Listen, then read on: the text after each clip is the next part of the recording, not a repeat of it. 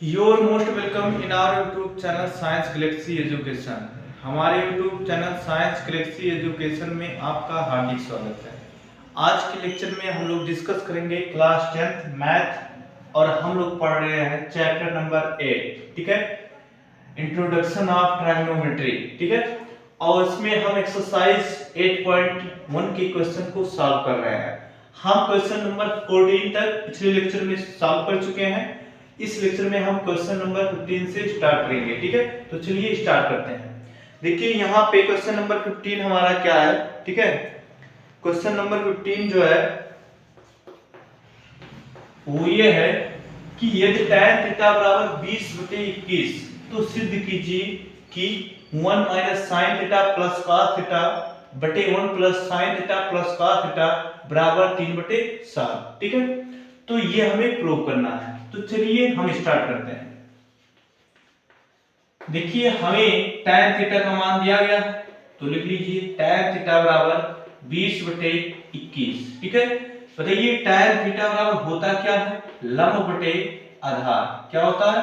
लंब बटे आधार। अर्थात हमें लंब और आधार का मान दिया गया है।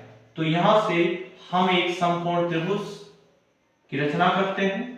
यहाँ पे थीटा मानेंगे तो थीटा के सामने की भुजा हमेशा लंब होगी, तो यहाँ 20 लिखेंगे और आधार ये होगी 21। हम इसका नाम लिख देते हैं ये बी सी, ठीक है। इतनी बात क्लियर हुई। चलिए आगे देखते हैं।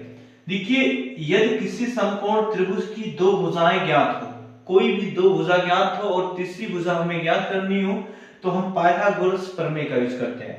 तो यहाँ लिखेंगे समकोण त्रिभुज ए बी सी में पाइथागोरस प्रमेय से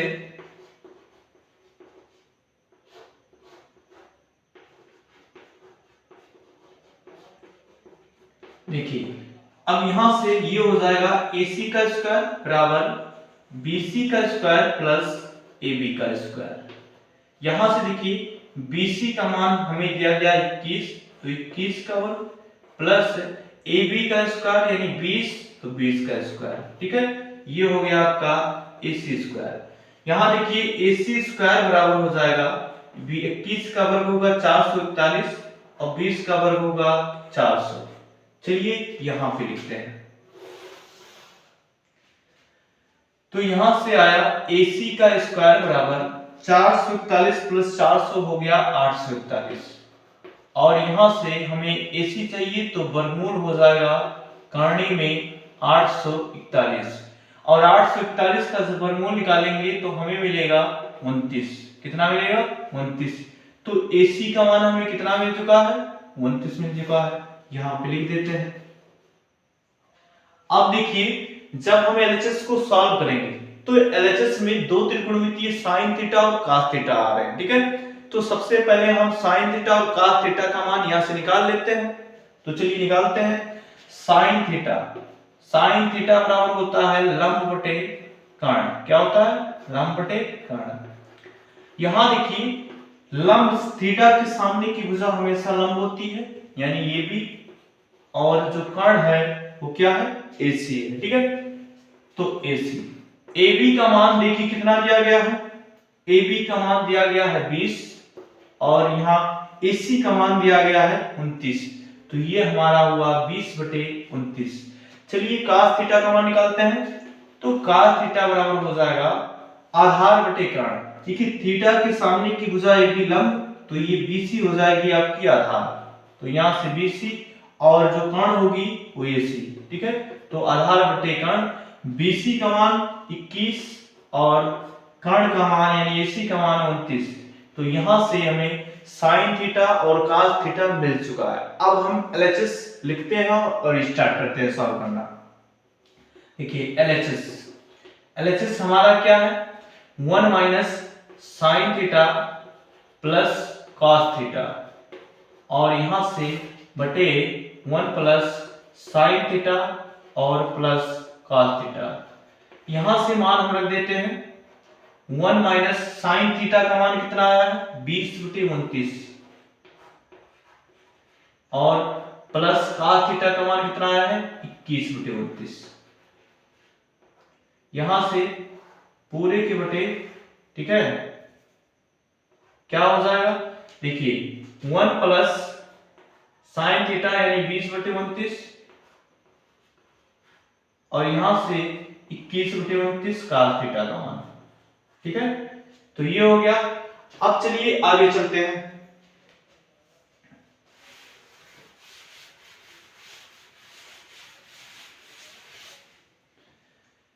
यहां से देखिए दोनों के हर बराबर हैं तो डायरेक्ट अंश को हल कर लेते हैं। तो 21 से 20 निकलेगा तो यहां से बचेगा 1 और यहां प्लस हो जाएगा 1/29। कितना हो जाएगा 1/29। यहां से बटे 1 प्लस यहां पे भी हर समान है तो यहां पे 29 हो जाएगा हर, और यहां 20 21 हो जाएगा 41। तो 41/29 यहां बराबर लगा दीजिए। चलिए देखिए 29 सिक्के 29 और 1 हो जाएगा 30। तो 30 बटे कितना हो गया 29 और यहां से हो गया, ठीक है, यहां से 29 सिक्के 29 और 1 30 40 70।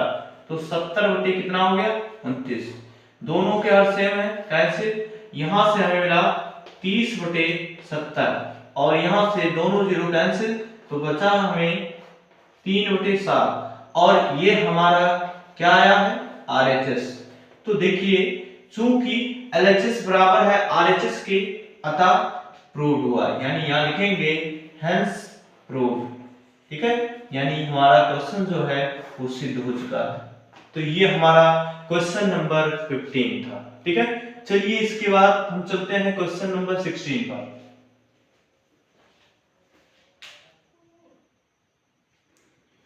चलिए क्वेश्चन नंबर 16 स्टार्ट करते हैं। त्रिभुज PQR में जिसका कोण Q समकोण है, यानी हमारे पास एक त्रिभुज PQR है जिसमें Q जो है वो समकोण है। PR प्लस PQ बराबर 25 सेंटीमीटर, यानी इस भुजा और इस भुजा का योग जो है वो कितना 25 सेंटीमीटर है। और PQ बराबर 5 सेंटीमीटर है, यानी इस भुजा की लेंथ जो है 5 सेंटीमीटर है। यहां से हमें sin P, cos P और tan P का मान निकालना है। देखिए जब हमारे पास एक समकोण त्रिभुज है तो वहां से हम किसी भी त्रिकोणमितीय अनुपात का मान तब तक नहीं निकाल सकते हैं जब तक कि उस त्रिभुज की तीनों भुजाएं ना पता हो जाएं, ठीक है। तो यहां देखिए एक साइड हमें पता है और बाकी दो साइड का योग पता है। तो हमें क्या करना है, सबसे पहले अलग अलग इन दोनों साइड के मान पता होना चाहिए।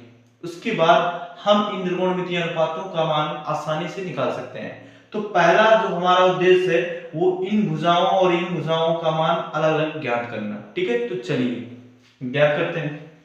तो यहां से हो गया सॉल्यूशन।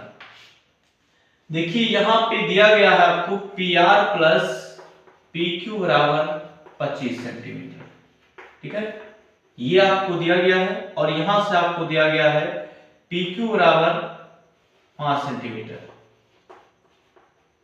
ठीक है। तो देखिए यहां से PQ का मान रख देते हैं तो PR बराबर हो जाएगा, PR प्लस 5 बराबर हो जाएगा 25 सेंटीमीटर। यहां देखिए PR बराबर हो गया 25 में से 5 घट जाएगा तो कितना बचेगा 20, यानी PR हमें मिल गया, ठीक है। अब हमें जरूरत है QR की, ठीक है, क्योंकि ये भुजा भी चाहिए।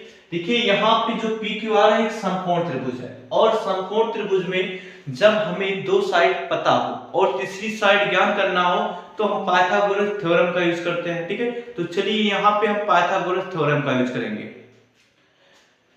तो समकोण त्रिभुज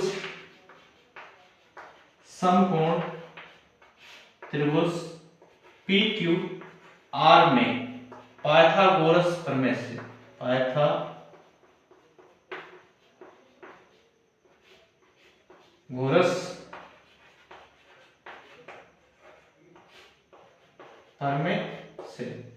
यहां से देखिए PR का स्क्वायर बराबर QR का स्क्वायर प्लस PQ का स्क्वायर। देखिए यहां PR हमें मिल चुका है 20, तो 20 का स्क्वायर बराबर QR हमें निकालना है तो इसको ऐसे रहने दीजिए प्लस PQ। देखिए पी क्यू का मान दिया गया है 5, तो 5 का स्क्वायर। देखिए यहां पे सॉल्व करते हैं। 20 का स्क्वायर जब निकालेंगे तो कितना होगा 400, और बराबर देखिए 5 का स्क्वायर जब करेंगे तो 25, और इसको इधर ले आएंगे तो ये हो जाएगा -25, और यहां से देखिए हम क्यू आर स्क्वायर लिखेंगे, तो यहां से ये हो गया imply that Q R square बराबर 400 में से 25 घटा दीजिए, कितना होगा 375, कितना 375। अब हम यहां से वर्गमूल निकाल लेते हैं, देखते हैं क्यू आर का मान कितना होगा। ठीक है, तो क्यू आर का मान होगा, देखिए यहां पे वर्गमूल निकालेंगे तो ये हो जाएगा, गुणनफल कर दीजिए, तो यहां से 3 एकम 3, और यहाँ ये हो जाएगा 3 दूना 6, 3 पचे 15, और 5 हो जाएगा, तो 25 पंचे, और यहाँ से 5, और यहाँ पे 5। देखिए इसका जोड़ा बनना, लेकिन इसका जोड़ा नहीं बनेगा, यानी यहाँ से हमें मिलेगा 5 करनी में 15, ये हमें क्यू आर का मान मिलेगा। ठीक है, अब हम क्यू आर के हेल्प से देखिए क्यू आर मिल गया, पी क्यू मिला और पी आर मिला, यानी हमें इस त्रिभुज की तीनों भुजाएं ज्ञात हो चुकी हैं। अब हम किसी भी त्रिकोणमितीय अनुपात का मान आसानी से निकाल सकते हैं, तो चलिए निकालते हैं। सबसे पहले त्रिकोणमितीय अनुपात का मान यानी sin p, ठीक है, तो उसका निकालेंगे। sin p मतलब sin बराबर होता है लंब बटे कर्ण, p के सामने की भुजा, देखिए p के सामने की भुजा हो जाएगी आपकी लंब यानी क्यू आर, और कर्ण जो है सबसे बड़ी भुजा पी आर। ठीक है, तो यहां पे हमें मिल चुका है क्यू आर का मान, देखिए कितना आया है 5 करणी में 15। ठीक है, और यहां से बटे पी आर का मान कितना आया है 20। ठीक है, तो यहां से कैंसिल 5 चौक 20। अब चलिए आगे लिखते हैं।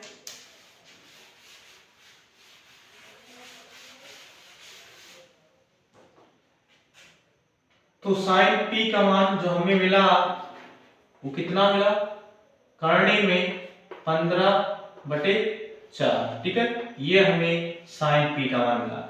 चलिए cos p का मान, cos p बराबर होता है आधार बटे कर्ण, p के सामने की भुजा ये लंब होगी, सॉरी हाँ ये लंब होगी, तो pq क्या होगी आधार, तो pq आधार है। ठीक है, और यहाँ कर्ण जो है pr, तो pq का मान कितना 5, और pr का मान कितना निकाल चुके थे, तो pr का मान हम 20 निकाले थे, तो 20, तो 5 के 5 5 चौक 20, ये हमारा जो मान आया 1/4 आया। ठीक है, ये हमें मिल चुका है।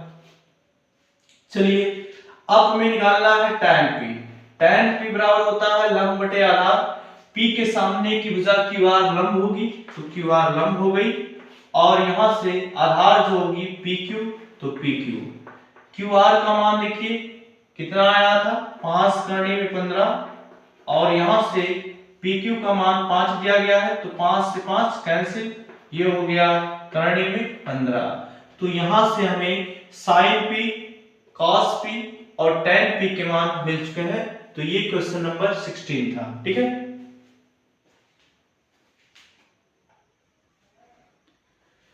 चलिए क्वेश्चन नंबर 17 को देखते हैं। बताइए कि निम्नलिखित कथन सत्य है या असत्य, कारण के साथ अपने उत्तर की पुष्टि कीजिए। ठीक है, यानी यहां पे आपको सबसे पहले ये बताना है कि कथन सत्य है या असत्य है, और उसका कारण भी बताना है। तो चलिए देखते हैं। हमारा जो फर्स्ट पार्ट है वो है tan a का मान सदैव 1 से कम होता है।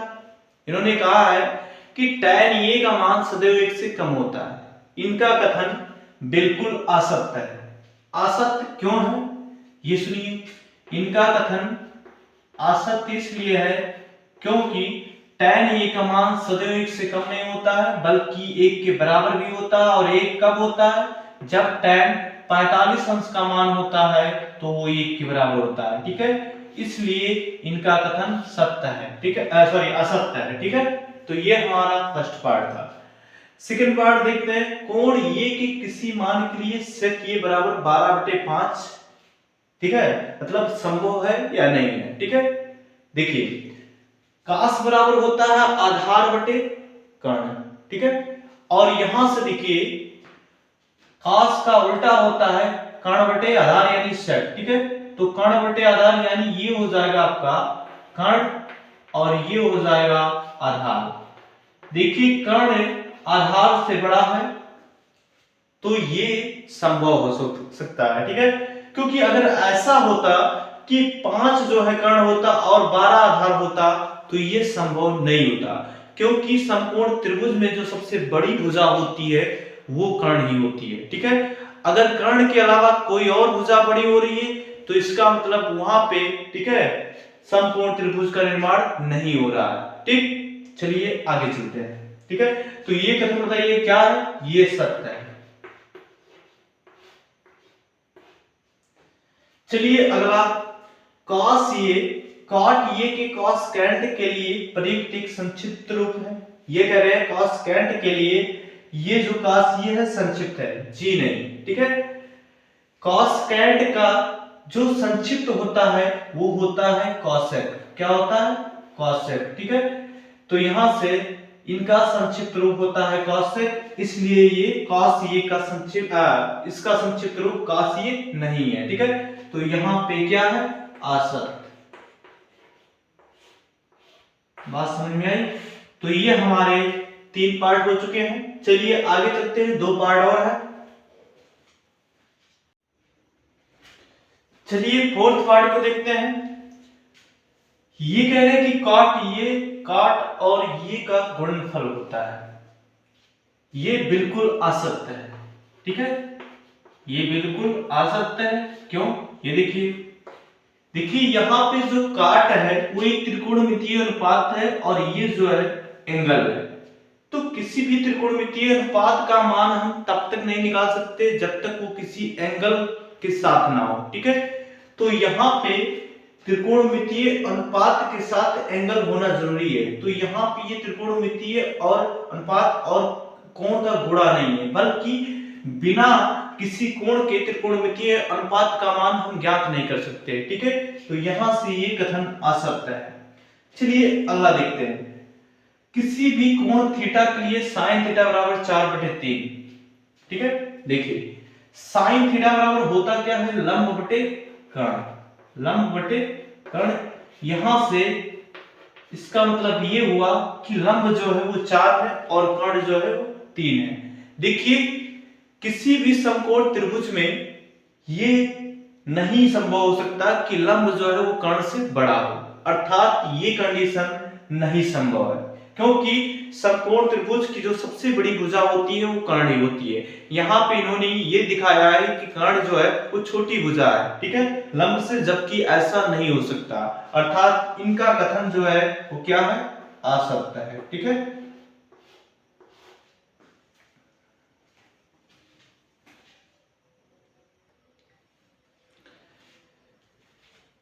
देखिए हमारा जो एक्सरसाइज 8.1 था वो फिनिश हो चुका है, ठीक है।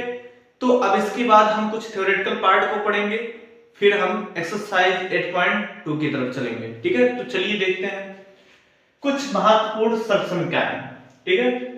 सबसे पहली बात तो ये हम जान लेते हैं कि सर्ग संख्या क्या होती है, ठीक है। जैसे देखिए यहां से हम जानते हैं ये प्लस बी का होल स्क्वायर बराबर ये square plus B square plus 2ab, ठीक है। तो यहां से ये हमारा एक जो है फार्मूला, या इसको हम ये भी कह सकते हैं कि ये एक स्टेटमेंट है, एक कथन है, और वहां पे देखिए बराबर लगा है, इसको समता कहा जाता है। यानी समता का एक ऐसा कथन जिसमें LHS और RHS, ठीक है, LHS और RHS में जो भी चर संख्याएं हैं उनका मान अगर रखा जाए, यानी LHS में भी रखा जाए और RHS में भी रखा जाए, तो दोनों के मान जो होते हैं वो बराबर आते हैं। जैसे यहां पर अगर A का मान 1 रखेंगे और B का मान 2 रखेंगे, तो LHS को हल करेंगे तो वही मान आएगा जो RHS में रखने पर आएगा, ठीक है। और अगर A का मान हम 2 लेते हैं और B का मान 3 लेते हैं, ठीक है, और एक बार LHS में रखते हैं और एक बार RHS में रखते हैं, तो पुनः जो हमें मान मिलेगा वो सेम मिलेगा। अर्थात ये व b के किसी मान के लिए LHS और RHS बराबर होंगे। तो ऐसे कथन को हम सर्वसंख्या कहते हैं। क्या कहते हैं? सर्वसंख्या। ठीक है, यानी चर संख्या का मान चेंज होने पर LHS और RHS का मान हर परिस्थितियों में समान रहता है, तो ऐसे कथन को, ठीक है, हम सर्वसंख्या कहते हैं। तो ऐसे ही कुछ कथन को हम पढ़ेंगे। ठीक है, चलिए देखते हैं, लेकिन वहां पे कुछ त्रिकोणमितीय जो सर्वसंख्याएं होंगी उनको पढ़ेंगे हम। देखिए, सबसे पहला जो त्रिकोणमितीय सर्वसंख्या है वो है sin square theta plus cos square theta बराबर 1। देखिए यहां पे sin square theta plus cos square theta का मान जो होता है 1 होता है, अर्थात थीटा का कोई भी मान यहां पे रखेंगे तो जब भी आप हल करेंगे तो एक ही मिलेगा। ठीक है, जैसे यहाँ पे 30 रखेंगे, यहाँ पे 30 रखेंगे, तब भी आपको एक ही मिलेगा। यहाँ पे 60 रखेंगे, यहाँ पे 60 रखेंगे, तब भी एक मिलेगा। यहाँ पे 90 रखेंगे, यहाँ पे 90 रखेंगे, तब भी आपको एक मिलेगा। तो ये हुआ पहला त्रिकोणमितीय सर्वसंख्या। ठीक है, यहाँ पे एक बात याद रखिएगा, थीटा दोनों जगह सेम होना चाहिए। ठीक है, अब चलिए दूसरे सर्वसंख्या की तरफ चलते हैं। 1 प्लस tan स्क्वायर थीटा बराबर होता है sec स्क्वायर थीटा।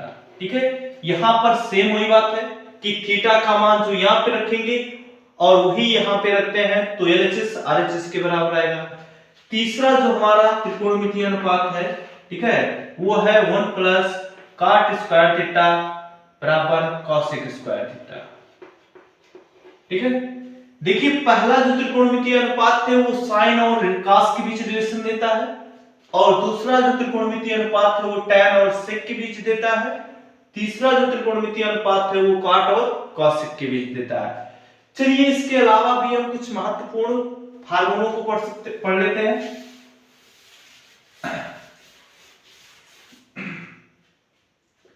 कुछ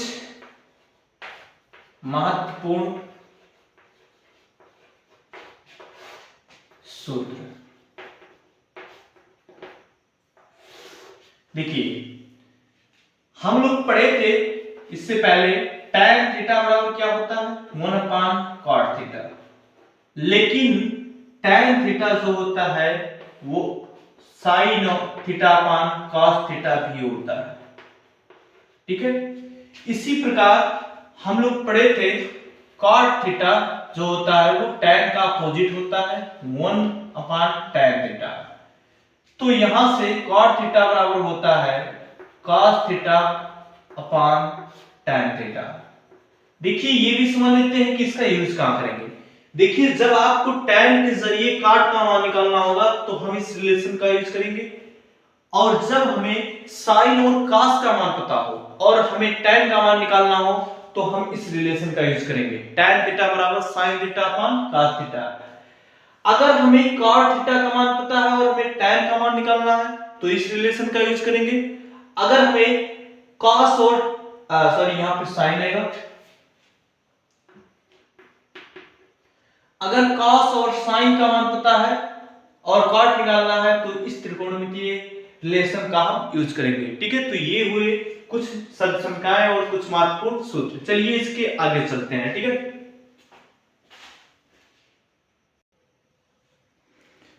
चलिए हम देखते हैं त्रिकोणमितीय सारणी। ठीक है, देखिए जब आपसे क्वेश्चन में पूछा जाएगा कि बताइए sin 30 अंश का मान कितना होता है, sin 60 अंश का मान कितना होता है, ठीक है, तो आप उसको कैसे सॉल्व करेंगे।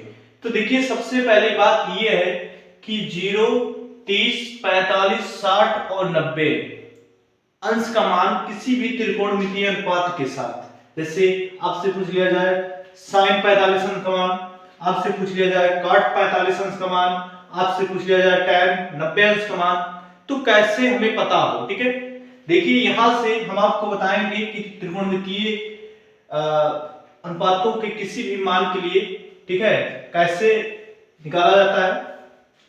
जैसे sin 45 अंश का मान, ठीक है, cos 60 अंश का मान, तो ये सब बताते हैं। देखिए सबसे पहले यहाँ पे 0 अंश, 30 अंश, 45, 60 और 90, यहाँ पे sin, cos, tan, cot, sec, cot, ठीक है, ये हमारे 6 त्रिकोणमितीय अनुपात हुए और ये हमारे कोण है। ठीक है, तो सबसे पहले साइन 0 अंश का मान होता है 0 और साइन 30 अंश का मान होता है 1/2 और साइन 45 अंश का मान होता है, ठीक है, 1/करणी में 2 और साइन 60 अंश का मान होता है करणी में 3/2 और साइन 90 अंश का मान होता है 1। ये एक लाइन ये आप पढ़ लीजिए, एक लाइन इसको सीख लीजिए। बाकी इस एक लाइन के सीखने पर पूरी टेबल आप, ठीक है, चंद समय में, ठीक है, आप ज्ञान कर सकते हैं। मतलब आप पूरा अनुपात भूल जाए, केवल ये लाइन अगर आपको याद है तो आप यहां से पूरी सारणी निकाल सकते हैं। ठीक है, तो चलिए वो आसान सा तरीका हम देखते हैं वो कैसे निकालते हैं। ठीक है, साइन का मान तो पता हो गया हमें, ठीक है, इसको आपको थोड़ा सा लर्न करना पड़ेगा। ठीक है, इसके भी तरीके हैं लेकिन वो आपको हायर लेवल में बताया जाएगा, यानी अगली कक्षाओं में बताया जाएगा। ठीक है, फिलहाल अभी यहाँ पे यही सीखिए। देखिए, तो ये हो गया 0, ये हो गया 1/2, ये हो गया 1/करणी में 2 और ये हो गया करणी में 3/2 और 1। जस्ट उल्टा लिखते चले जाइए, काश के मान के लिए उल्टा लिखते चले जाइए। तो 1 हो गया करणी में 3/2 हो गया यहां से, फिर 1/करणी में 2 और यहां से 1/2 और यहां पे 0। ये आपका कास हो गया। देखिए, साइन, कास और टैन, ये इनका जो क्रम है आप सही रखेंगे। ये नहीं कि साइन के बाद टैन कर देंगे, अगर टैन कर देते हैं तो आपसे गलती आसानी से हो जाएगी। ठीक है, इसलिए हम इन तीनों का क्रम याद रखेंगे, बाकी इन तीनों का क्रम कुछ भी हो इससे हमें कोई दिक्कत नहीं है। चलिए देखते हैं आगे। अब यहां से देखिए टैन थीटा, हम अभी पढ़े हैं कि टैन थीटा बराबर क्या होता है, साइन थीटा बटे कॉस थीटा। ठीक है, साइन थीटा बटे कॉस थीटा, अर्थात साइन के मान में कॉस के मान से भाग करते चले जाइए तो हमको टैन के मान मिलते चले जाएंगे। यानी यहां पे अगर 0 में साइन 0 अंश के मान में कॉस 0 से भाग करेंगे तो हमें क्या मिलेगा, टैन 0 मिलेगा। यानी इस पहले वाले लाइन में, यानी साइन वाले लाइन में कॉस वाले लाइन से भाग करते चले जाइए। तो 0 में भाग 1 से करेंगे जाएगा नहीं, तो यहां पे लिखेंगे इनफाइनाइट। ठीक है, और इनफाइनाइट को दूसरे शब्दों में हम क्या पढ़ते हैं, अपरिभाषित। इसका मतलब हुआ कि जिसकी परिभाषा नहीं है। ठीक है, या जिसको परिभाषित नहीं किया जा सकता। ठीक है, अपरिभाषित। देखिए, जब यहां भाग करेंगे 1/2 में करणी में 3/2 से, तो 2 कैंसिल हो जाएगा। ठीक है, और यहां पे हमें मिलेगा 1/करणी में 3 और जब यहां देखिए दोनों सेम क्वांटिटी है तो यहां पे 1 मिलेगा और यहां से 2 कैंसिल हो जाएगा तो यहां मिलेगा √3 और सॉरी यहां पे गलती हो गई है, यहां पे 0 मिलेगा। 0 में 1 से भाग करेंगे 0, ठीक है, तो यहां पे क्या मिलेगा, 0 मिलेगा। देखिए, यहां पे 0 से 1 में भाग करेंगे तो इनफाइनाइट मिलेगा। क्या मिलेगा, इनफाइनाइट, यानी अपरिभाषित। इसको पढ़ते हैं अपरिभाषित। क्या पढ़ते हैं, अपरिभाषित।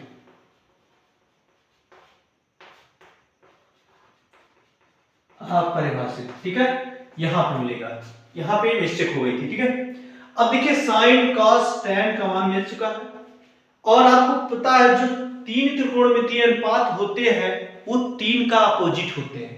अब यहां देखिए साइन का अपोजिट कौन होता है, यहां से देखिए कुछ मिस्टेक हो गया है। देखिए काट 2 बार लिख चुका है, तो यहां से काट से कॉसेक करिए।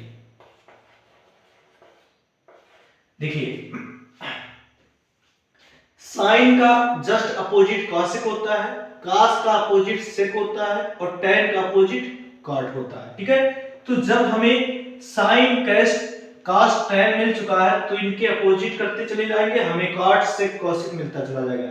तो चलिए सबसे पहले टैन का अपोजिट करते हैं। अपोजिट का मतलब उल्टा, तो बताइए 0 को हम 0/1 लिख सकते हैं और जब इसका अपोजिट करेंगे तो 1/0 होगा और 1/0 का मतलब कि 1 में 0 से भाग किया गया है और जब 1 में 0 से भाग करेंगे तो हमें इनफाइनाइट मिलेगा। क्या मिलेगा, इनफाइनाइट। तो यहाँ पे कितना मिला, इनफाइनाइट। ठीक है, ये हुआ। देखिए, जब इसको अपोजिट करेंगे, इसको उल्टा करेंगे तो ये हो जाएगा √3। ठीक है, अब यहां से देखिए यहां पे 1 है, 1 को 1/1 लिख सकते हैं, बिल्कुल लिख सकते हैं। अब इसको जब पलटेंगे तो 1/1 ही आएगा, जिसको हम 1 लिखेंगे। क्या लिखेंगे? 1। तो ये 1 ही होगा। अब देखिए यहां पे √3 को हम √3/1 लिख सकते हैं, और जब इसको पलट देंगे तो ये हो जाएगा 1/√3। ठीक है, बात समझ में आई? अब यहां से देखिए कि जब इनफाइनाइट को क्या लिखा जाता है? 1/0, और जब इसको पलट देंगे तो 0/1 हो जाएगा, और 0 में 1 से भाग किया जाएगा तो कितना होगा? 0। ठीक है, ये हुआ। चलिए आगे देखते हैं। अगला जो हमारा है सेक। सेक किसका अपोजिट होता है? कॉस का। ठीक है, तो कॉस का अपोजिट देखिए, cos 1 है तो 1 को 1/1 लिख सकते हैं, और जब इसको पलट देंगे तब भी हमें क्या मिलेगा? 1। अब यहां से देखिए √3/2 है, जब इसको पलटेंगे तो 2/√3। यहां पे जब इसको पलट देंगे तो √2, और यहां पे जब इसको पलट देंगे तो 2, और 0 को 0/1 लिखते हैं, और यहां से जब पलटेंगे तो 1/0 यानी इनफाइनाइट। ठीक है, अब देखिए लास्ट बचा cosec थीटा। देखिए cosec जो होता है वो sin का अपोजिट होता है, तो देखिए sin 0 का मान 0 यानी 0 को 0/1 लिख सकते हैं, जब इसको पलट देंगे तो 1/0 यानी इनफाइनाइट। और यहां से देखिए जब इसको पलट देंगे तो 2, यहां से √2, और यहां से 2/√3, और यहां से 1 को हम 1/1 लिख सकते हैं, और इसको पलट देंगे तब भी 1। ठीक है, तो ये हुआ हमारा 0, 30, 45, 60, 90 के साथ sin, cos, tan, sec, cosec, cot का मान जब लेंगे तो कितना होगा, इस टेबल से हम ज्ञात करेंगे। ठीक है, देखिए अगर इसके आगे आ जाता है, जैसे आपसे पूछ लिया जाए sin 120 अंश का मान, आपसे पूछ लिया जाए sin 180 अंश का मान, आपसे पूछ लिया जाए tan 210 अंश का मान, तब आप कैसे ज्ञात करेंगे? देखिए उसके लिए हमें टेबल से हम नहीं ज्ञात कर सकते, उसके लिए हम चतुर्थांश पढ़ेंगे, और आगे चलते हैं हम चतुर्थांश पढ़ते हैं। ठीक है, और वहां से हम पता लगाएंगे कि कैसे इनका मान निकालेंगे। ठीक है,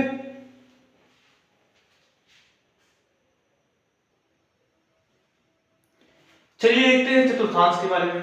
देखिए ये हमारा एक वृत्त है, और एक वृत्त में जो कोण बनता है वो कितना बनता है? टोटल 360 अंश का। ठीक है, 360 अंश का। देखिए इसको 4 बराबर भागों में डिवाइड कर दीजिए।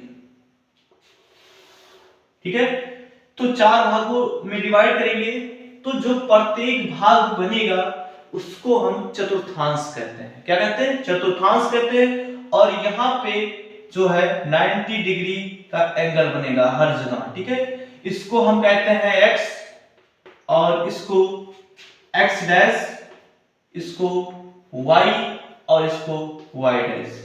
तो यहाँ पे जो प्रत्येक भाग है वो क्या है? चतुर्थांश है। ठीक है, अब हम बात करते हैं, देखिए कोण का जब मापन किया जाता है, जब कोण को हम मापते हैं तो कहां से स्टार्ट करते हैं?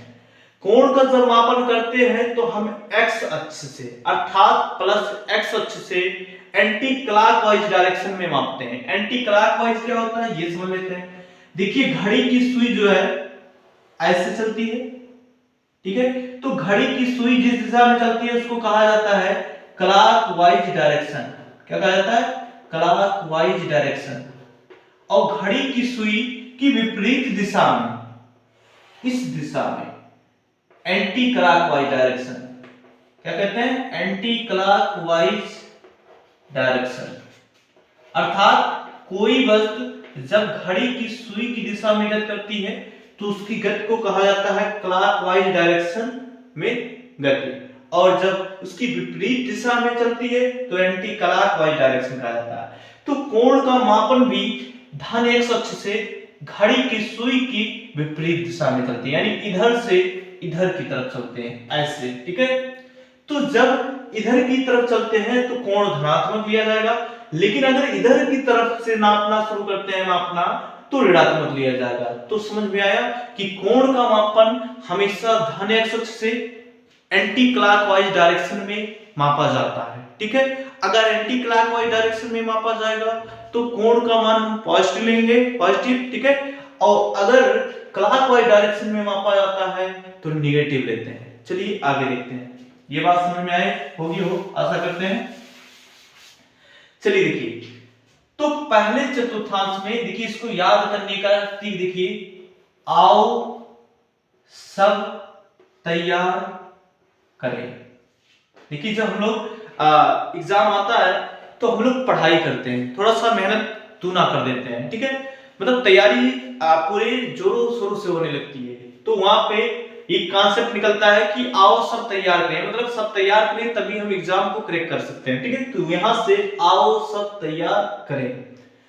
देखिए बात ये आती है, ए फॉर होता है आल, क्या होता है आल, ठीक है।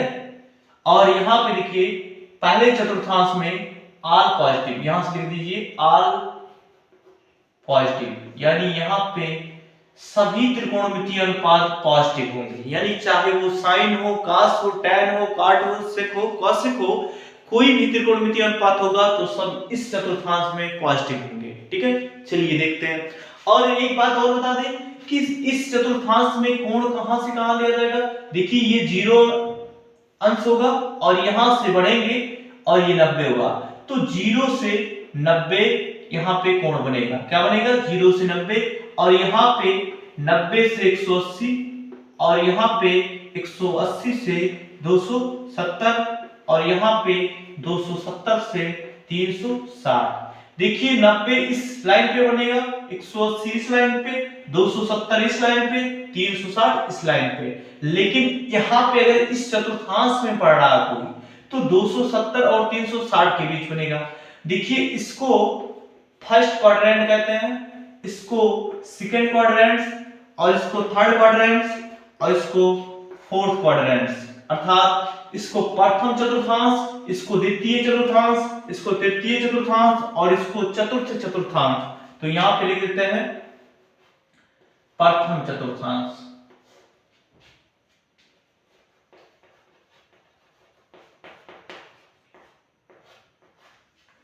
और यहां पे द्वितीय चतुर्थांश।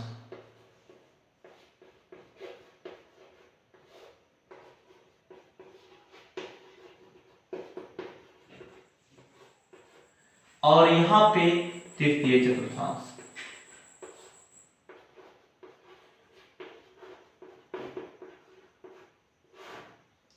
और यहां पे चतुर्थ चतुर्थांश।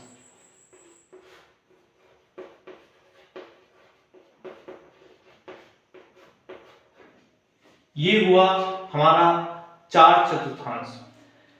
तो आपको बताया गया कि पहले चतुर्थांश में 0 से 90 के बीच कोण पड़ेगा, दूसरे में 90 से 180 के बीच, और तीसरे में 180 से 270, और चौथे में 270 से 360। चलिए इसको मिटा देते हैं, इसको मिटा देते हैं क्योंकि हमारे पास स्पेस कम है यहां। देखिए तो ये बात हम पढ़े आल पॉजिटिव, जितनी त्रिकोणमितीय हैं सब धनात्मक इसमें होंगे प्रथम में। सेकंड में एस फॉर साइन, और साइन का उल्टा कॉसेक, ये पॉजिटिव होंगे। बाकी इनके अतिरिक्त जो 4 त्रिकोणमितीय अनुपात बन रहे हैं वो निगेटिव होंगे, ठीक है। तो यहां से देखिए टी जो बताएगा वो टी फॉर टैन, टैन इसमें पॉजिटिव, और टैन का अपोजिट कॉट पॉजिटिव, ठीक है। तो इस चतुर्थांश में टैन और कॉट पॉजिटिव होंगे, बाकी जो 4 त्रिकोणमितीय अनुपात बनेंगे साइन, कॉस, सेक, कॉसेक, ये निगेटिव होंगे। चतुर्थ में आते हैं सी फॉर कॉस, और कॉस का उल्टा सेक, इसमें कॉस और सेक पॉजिटिव होते हैं, बाकी जो 4 शेष अनुपात बचे वो निगेटिव होते हैं। तो यहां से क्लियर हुआ बात कि प्रथम में सभी त्रिकोणमितीय अनुपात धनात्मक, और सेकंड में साइन और कॉसेक धनात्मक, बाकी 4 ऋणात्मक, और तीसरे में ठीक है टैन और कॉट धनात्मक, चतुर्थ में आप कॉस और सेक धनात्मक। ये बात समझ में आई, ठीक है। चलिए आगे चलते हैं। चलिए इसके लिए 2 रूल है, पहले उन रूल को पढ़ लेते हैं। देखिए हमारा जो फर्स्ट रूल है, फर्स्ट नियम है वो ये है कि 90 तथा 270 के साथ जोड़ने या घटाने पर त्रिकोणमितीय अनुपात में निम्न प्रकार का परिवर्तन होता है। वो परिवर्तन कैसे, साइन, देखिए ऊपर वाला एरो बता रहा है कि साइन अगर है तो कॉस बनेगा, और नीचे वाला एरो बता रहा है कि कॉस है तो साइन बनेगा। टैन है तो कॉट बनेगा, कॉट है तो टैन बनेगा, सेक है तो कॉसेक बनेगा, कॉसेक है तो सेक बनेगा। देखिए जब भी हमें किसी त्रिकोणमितीय अनुपात का मान निकालना है जिसका एंगल जो है 90 से ज्यादा है, तो उसको या तो 90 के साथ जोड़ेंगे या घटाएंगे, या तो 180 अंश के साथ जोड़ेंगे या घटाएंगे, या तो 270 अंश के साथ जोड़ेंगे या घटाएंगे, या तो 360 अंश के साथ जोड़ेंगे या घटाएंगे। मतलब ये हुआ कि किसी भी कोण का मान हम निकालना है अगर हमें, तो हम उनको 90 के साथ, 180 के साथ, 270 के साथ तथा 360 के साथ जोड़ या घटा के बना सकते हैं। इसके अलावा किसी भी कोण के साथ जोड़ या घटा के नहीं बना सकते। क्यों? क्योंकि जो आपका चतुर्थांश कंप्लीट होता है वो 90 पे कंप्लीट होता है, 180 पर और 270 पर और फिर 360 पर। ठीक है, तो ये बात समझ में आई। तो यहाँ पे पहला नियम ये है कि जब 90 और 270 के साथ जोड़ा या घटाया जाएगा तो त्रिकोणमितीय अनुपात किस तरह बदलेंगे? साइन बदलेगा कॉस में, कॉस बदलेगा साइन में, टैन बदलेगा कॉट में, कॉट बदलेगा टैन में, सेक बदलेगा कॉसेक में और कॉसेक बदलेगा सेक में। चलिए इसका एक एग्जांपल हम देख लेते हैं। ठीक है, चलिए देखिए, जैसे आपसे कह दिया गया कि साइन 120 अंश का मान निकालिए। कितने का मान? साइन 120 अंश का मान निकालिए। चलिए निकालते हैं। देखिए साइन 120, अब ये आपको बताया गया कि जब हमें 120 का मान निकालना है तो या तो 90 या तो 180 या तो 270 या तो 360 के साथ जोड़ या घटा के बनाएंगे। ठीक है, तो चलिए यहाँ पे हम इसको ऐसे बना लेते हैं, साइन 90 प्लस 30 जोड़ के बना दिए। ठीक है, सबसे पहली बात, अब यहां से देखिए साइन जो है 90 के साथ यहां कोण जुड़ा है तो साइन किस में बदलेगा? साइन बदलेगा कॉस में। ठीक है, तो पहले साइन की जगह कॉस लिखेंगे। अब देखिए 90 प्लस 30 किस चतुर्थांश में जाता है? देखिए यहां से 0 से चलेंगे, यहां पे पहुंचेंगे 90 और 90 और यहां पे कंप्लीट होता है 180। ठीक है, ये आपका 180 है, ये आपका 90 है, 0 है और ये फिर देखिए यहां पे 270 और जब इधर से आएंगे तो ये 360 बनेगा। देखिए 90 और 180 के बीच ही तो 120 पड़ेगा, तो इसका मतलब कि ये सेकंड चतुर्थांश में आएगा। और सेकंड में देखिए साइन और साइन का उल्टा cos से पॉजिटिव होता है तो यहां प्लस लगाएंगे, और प्लस लगाइए या ना लगाइए वो छिपा रहता है। देखिए अब यहां से इसको भूल जाइए, ये जो लास्ट में एंगल बचा है 30, इसको मानते हैं थीटा। क्या मानते हैं? इसी थीटा को नोट कर देते हैं, तो ये हो गया cos 30 अंश। ठीक है, और cos 30 अंश का मान टेबल से, त्रिकोणमितीय सारणी से निकाल लीजिए। ठीक है, त्रिकोणमितीय सारणी से निकाल लीजिए। तो वहां से देखिए cos 30 अंश का मान होता है √3/2, तो ये हमारा आंसर होगा। ठीक है, इसी प्रकार और भी मान देख लीजिए, हम यहाँ पे tan 210 अंश का मान निकाल रहे हैं, तो यहां से देखिए tan को हम 180 प्लस 30 लिख सकते हैं। आपको बताया गया है कि 90, 180, 270, 360 इन चारों में से किसी भी एक त्रिकोणमितीय अनुपात के साथ या तो जोड़कर या तो घटाकर बनाएंगे। ठीक है, तो हम 180 के साथ जोड़ दिए। अब बताइए यहां से सबसे पहली बात देखेंगे कि जो यहाँ त्रिकोणमितीय अनुपात है और यहाँ पे किसके साथ जोड़ा जा रहा है? 180। और यहां से देखिए जब 180 के साथ जोड़ा जाएगा या 360 के साथ जोड़ा या घटाया जाएगा तो त्रिकोणमितीय अनुपात में कोई बदलाव नहीं होगा। ठीक है, तो इसके लिए हम दूसरा नियम लिख लेते हैं, फिर इस सवाल को लगाते हैं। तो चलिए दूसरा नियम यहां लिख देते हैं,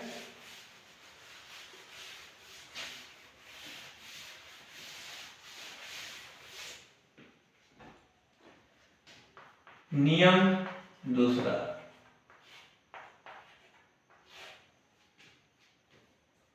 एक 180 तथा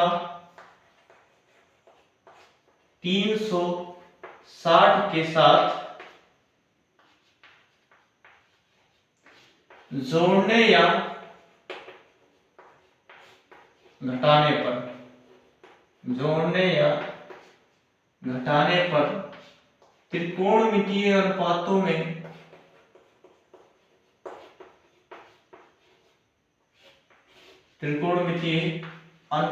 में कोई परिवर्तन नहीं होता है, कोई परिवर्तन नहीं होता है।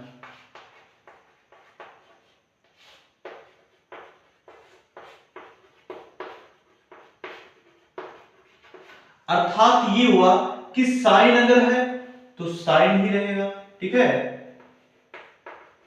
कास अगर है तो कास ही रहेगा, अर्थात जो त्रिकोणमितीय अनुपात रहेगा वो ही रहेगा, ठीक है।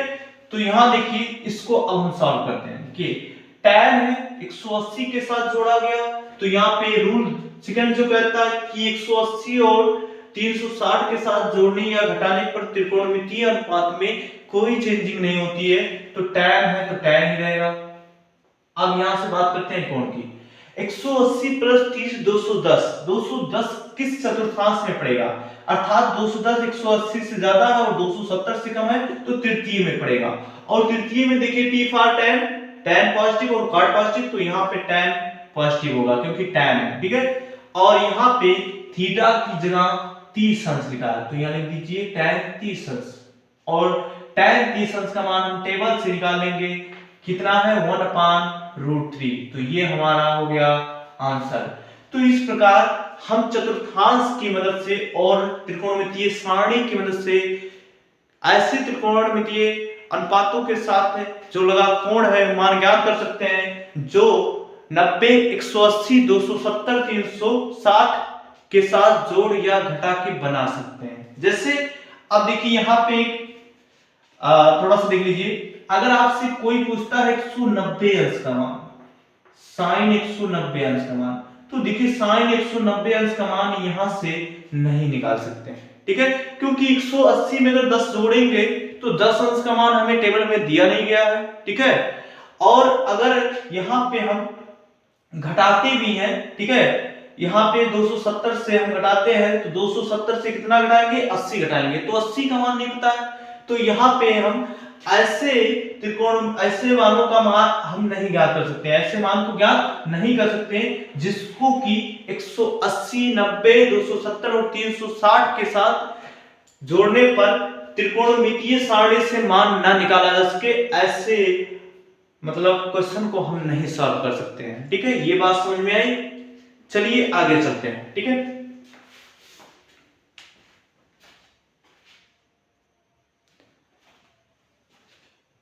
देखिए आज हम अपने लेक्चर को यहीं पे समाप्त करते हैं और हम लोग चतुर्थांश के बारे में पढ़ चुके हैं। अब अगले लेक्चर में हम लोग एक्सरसाइज 8.2 के क्वेश्चन को सॉल्व करेंगे। तब तक के लिए थैंक यू, टेक केयर।